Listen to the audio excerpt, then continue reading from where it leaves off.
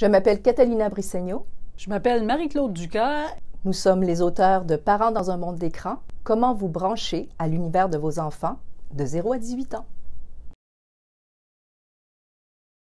Ça s'adresse à tous les parents, puis vraiment les parents d'enfants entre 0 à 18 ans. Puis, en fait, tous ceux qui ont affaire aux jeunes, que ce soit des grands-parents, des oncles, des tantes, des coachs, même des éducateurs, on s'est rendu compte que tous les livres qui traitent de famille, de comment inculquer à ses enfants plein de trucs importants, souvent abordent pas toute la question des technologies qui sont dans tous les aspects de nos vies, qui sont dans les façons dont on vit, dont on apprend, tout ce qu'il faut inculquer à nos enfants maintenant. Il y a un écran dans l'histoire, il y a une technologie, il y a un réseau social. Donc, il faut en tenir compte. On vit à une époque où est-ce que c'est devenu très difficile de faire la part des choses parmi toute l'information qui nous bombarde constamment, notamment en ce qui a trait à l'usage des écrans au sein de la famille et auprès des enfants. Alors, ça nous semblait important de vous offrir une espèce de panorama, de faire un survol de l'état de la situation, des connaissances. On a fait vraiment le tour de la recherche scientifique. On a interrogé énormément d'experts. On a beaucoup de témoignages de parents et d'enfants également, parce que ça nous semblait très important d'essayer de refléter la réalité des familles. Les écrans sont partout dans notre entourage, ils sont omniprésents dans notre environnement, alors il ne faut pas avoir peur même de se préparer dès la naissance d'un enfant et à commencer à inculquer de très bonnes habitudes très jeunes.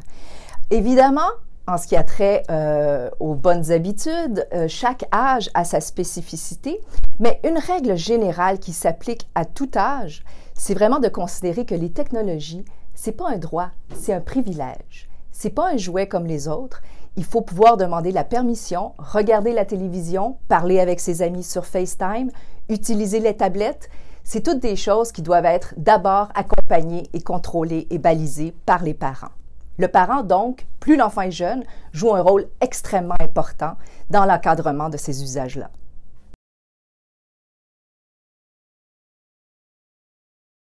C'est clair que les parents peuvent encore faire quelque chose. Des parents, c'est encore des parents. Les enfants, c'est encore des enfants. C'est une chose qui nous a tellement frappé dans toutes les conversations qu'on avait, à quel point les parents, bien des parents démissionnent parce que la technologie est là. C'est comme s'ils se disaient, « Ah ben là, je connais plus rien à rien, j'ai comme plus rien à inculquer à mes enfants, c'est juste eux qui comprennent ce qui se passe. » C'est tellement pas vrai. C'est pas parce que vous connaissez pas les dernières subtilités d'Instagram ou le dernier jeu vidéo à la mode que vous savez pas qu'est-ce qui peut être bien pour vos enfants, de quoi ils ont besoin, que vous pouvez pas mettre des limites, mettre des cadres, discuter avec eux. Ça, c'est très important aussi, cette ouverture. Vous avez des choses à apprendre, plein de trucs à apprendre, ça, c'est vrai. Puis ça va être en parlant d'abord avec vos enfants, ensuite en parlant avec d'autres gens qui connaissent ça, en parlant entre parents. Mais donc, il faut oser être des parents, mais des parents ouverts. La Société canadienne de pédiatrie recommande une abstention totale des écrans avant l'âge de 2 ans et pas plus d'1 heure par jour entre 3 et 5 ans. Mais nos recherches ont montré en fait que ça ne reflète pas du tout la réalité de la plupart des foyers canadiens où les enfants sont déjà exposés beaucoup plus de temps que ça à la maison. Alors, ce qu'il faut savoir, c'est que plus ils sont jeunes, évidemment, moins de temps devant les écrans. Il faut le limiter de manière générale. Mais c'est également important de comprendre que le temps n'est pas le seul facteur du bien-être. Alors, il faut tenir compte aussi de la qualité des contenus auxquels on expose nos enfants. Il faut s'assurer qu'il y ait des bonnes valeurs qui soient véhiculées dans ces contenus-là. Et le contexte également peut jouer dans la détermination du temps que l'enfant va passer devant un écran. Un enfant, par exemple, qui est hospitalisé, peut se trouver dans une situation dans laquelle, peut-être, il pourrait être exposé plus longuement à un écran. Un autre exemple, c'est que passer 45 minutes à jouer à un jeu à une tablette alors qu'on accompagne notre enfant, qu'on l'aide à faire un casse-tête, qu'on discute avec lui, qu'on échange, bien, ça vaut peut-être ou c'est plus bénéfique que de laisser, par exemple, 15 minutes un enfant qui regarde une vidéo sur YouTube de manière aléatoire et qui n'est pas du tout adaptée pour son âge. La règle de base, c'est celle-ci. Le temps, c'est la seule ressource non renouvelable qu'on a. Alors, sachez que le temps que vous passez sur vos écrans, vous, comme vos enfants, c'est un temps dans lequel on n'est pas en train de faire autre chose, auquel on ne joue pas à la cachette, auquel on n'est pas en train de danser ou de discuter ensemble. Alors, c'est ça qu'il faut garder en tête. Ça, c'est une affaire qui nous est apparue en cours de route de façon flagrante parce qu'on parle depuis le début de qu'est-ce qui est trop de temps d'écran pour les enfants, comment les encadrer, etc. Mais il faut commencer par se regarder nous-mêmes en tant que parents. On s'est rendu compte que les adultes sont pas mieux que les enfants. Et même s'il y a quelque chose, on est tous pires. On a les yeux rivés sur nos téléphones, on a les yeux rivés sur nos écrans. Alors, si on veut inculquer des cadres, des limites à nos enfants, il faut commencer par prêcher par l'exemple. Ça, c'est la première chose, prêcher par l'exemple. Puis aussi, vraiment quelque chose de très insidieux, c'est qu'à force d'être rivés tellement sur nos écrans, on ne s'occupe pas de nos enfants, on n'est pas là pour leur inculquer ce qu'il faut. Il suffit, regardez autour de vous qu'est-ce qui se passe dans les parcs, à l'épicerie, ou quand les parents à la sortie des écoles, ils ont les yeux sur leur écran au lieu de s'occuper de leurs enfants. C'est vraiment la première chose sur laquelle se questionner. Les statistiques là-dessus sont assez effarantes. Certains chiffres aux États-Unis montrent que certains parents partagent en moyenne 1500 photographies de leurs enfants avant l'âge de 5 ans. C'est pas pour mal faire. On trouve ça cute, on trouve ça mignon, on est fiers de nos enfants, on a envie de partager des images d'eux. Mais on ne réfléchit pas toujours aux incidences de ça. On ne réfléchit pas surtout au fait qu'il va y avoir des incidences à long terme. Ce dont il faut se rappeler, c'est que ce qu'on met sur Internet ne disparaît pas.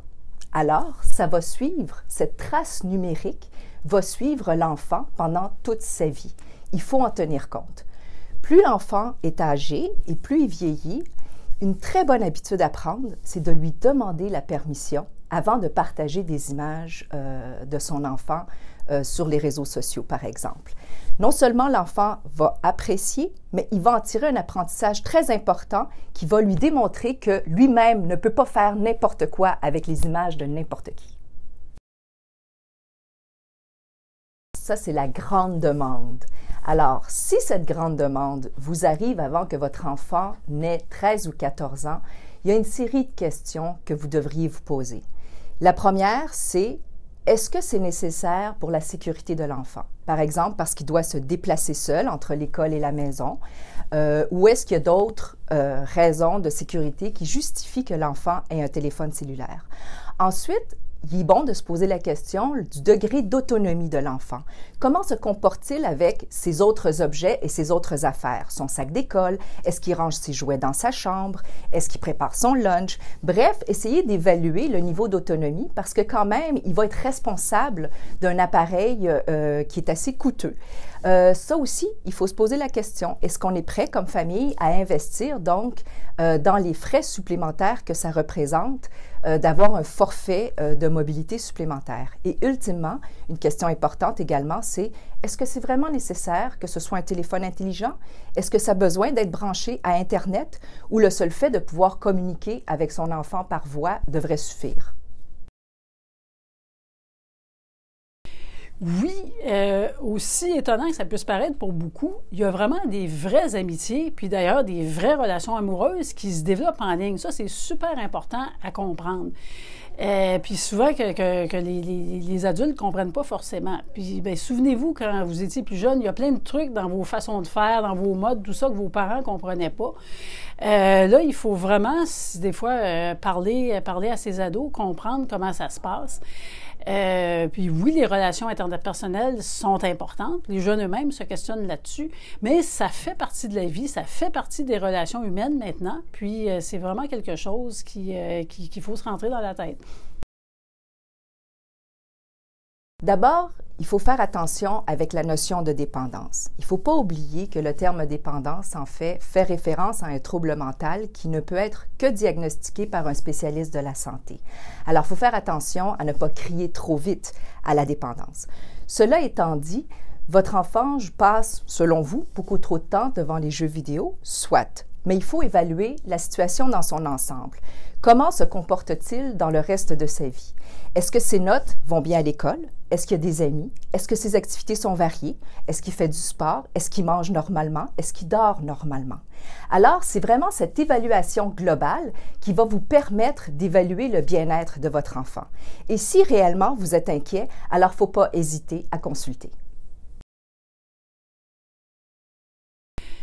La première chose, c'est vraiment de ne pas se mettre la tête dans le sable, de ne pas faire comme si la porno n'existait pas ou comme si vos enfants n'y avaient pas accès. Parce que c'est partout, c'est super facile à trouver. Puis, l'autre chose, c'est de se dire qu'en l'absence d'autres types d'informations, de voies d'information, l'éducation sexuelle, ça peut finir par être ça. Donc, c'est très important de se montrer ouvert, de donner à vos enfants le message aussi que vous êtes ouvert, qu'ils peuvent vous parler quand eux ils ont des questions, quand il arrive un problème. Absolument pas. Les réseaux sociaux, par exemple, sont une merveilleuse façon de nous mettre en relation, ne serait-ce qu'avec des membres de la famille éloignés ou des amis qu'on a perdus de vue pendant longtemps, ou même avec des communautés d'intérêt ou de d'autres parents qui vivent des difficultés qui sont semblables à nous. On a entendu moult témoignages de gens qui utilisent ces outils-là et les technologies connectées, en fait, pour créer des réseaux d'entraide et de soutien. Les technologies peuvent être des outils formidables.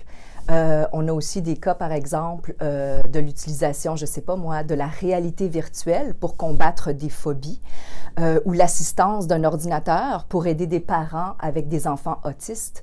Alors, tant et aussi longtemps que ce sont des outils qui restent au service de l'homme, alors il faut savoir en profiter. Encore faut-il les apprivoiser. Les parents peuvent se concerter davantage entre eux, y compris par rapport à tout ce qui a trait à cette utilisation-là des écrans, des réseaux sociaux, des téléphones, etc., de leurs enfants. Il y en a combien d'entre vous qui se font peut-être dire « Ah ben, t'es le seul parent qui est un petit peu sévère, qui me met des limites, tous mes amis font ce que je veux. » Bien, échangez là-dessus avec d'autres parents, y compris via les réseaux sociaux. Il y a vraiment plein de questions à se poser. Il y a plein d'échanges, il y a plein d'interactions. Puis les réseaux sociaux peuvent justement vous servir à ça. Ça fait partie des avantages dont vous pouvez tirer parti. Vous en privez surtout pas. Allez, c'est terminé. On éteint l'écran. Allez lire, puis vous rebranchez sur vos enfants. Bonne lecture!